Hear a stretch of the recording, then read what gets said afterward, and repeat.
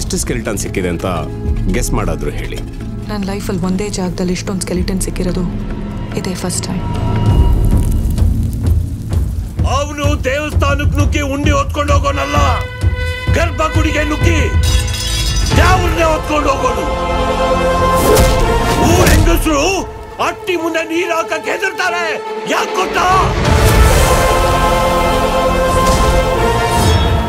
ಅವನು ಬೀದಿನೆಲ್ಲ ರಕ್ತದಲ್ಲಿ ತಾರಿಸ್ಬಿಟ್ಟು ಹೋಗಿದ್ದ.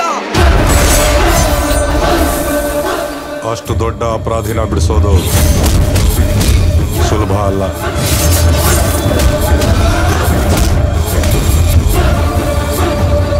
ಈಗ ಅವನ್ ಪುಲ ಬತ್ತಾವನೆ, ನಮ್ಮೂರಿನ ಒಲೆ ಮಾರಿನ ಹೊತ್ಕೊಂಡು ಹೋಯ್ತಾನೆ. ಯಾರೇ ಅವನು?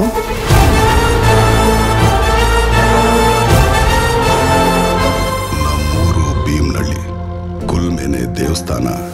ಕೆಲ್ಸನೇ ದ್ಯಾವ್ರ ಅನ್ಕೊಂಡಿದ್ ನನಗೆ ಆ ದ್ಯಾವ್ರ ಕೊಟ್ಟು ವರ ಏನಂದ್ರೆ 1000 ಮಚ್ಚು 100 ಕಡೆ ತಯಾರಾದ್ರು ಅದ್ರಾಗೆ ನಾನ್ ಮಾಡಿರೋ ಮಚ್ಚು ಯಾವುದು ಅಂತ ಗುರ್ತಿಡ್ಬಿಡ್ತಿದ್ದೆ. ಈಗ್ಲಾದ್ರೂ ಹೇಳು, ನನ್ ಕುತ್ತಿಗೆಗೆ ತಾಳಿ ಕಟ್ಟಿ ಮದ್ವೆ ಆಗ್ತ್ಯಾ ಇಲ್ಲ ನಿನ್ ಕುತ್ತಿಗೆನೂ ಕೊಚ್ಚು ಕನ್ಸ್ಬಿಡ್ಲಾ?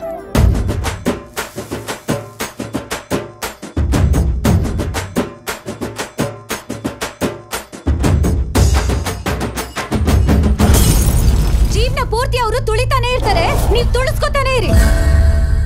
ಇವರೆಲ್ಲ ಅವುಗಳಿದ್ದಂಗೆ ವಿಸ ಇಲ್ಲ ಅಂದ್ರೆ ಹಿಡಿಬೇಕು, ವಿಸ ಇದ್ರೆ ಹೊಡಿಬೇಕು.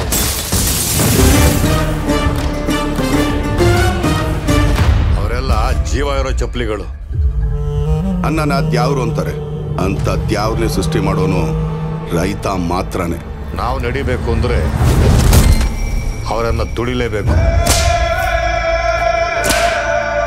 ಅವರು ಕೂಡ ಇಂದಲ್ಲ ನಾಳೆ ತಿರುಗ್ ಬೀಳ್ತಾರೆ, ನೋಡ್ತಾ ಇರಿ.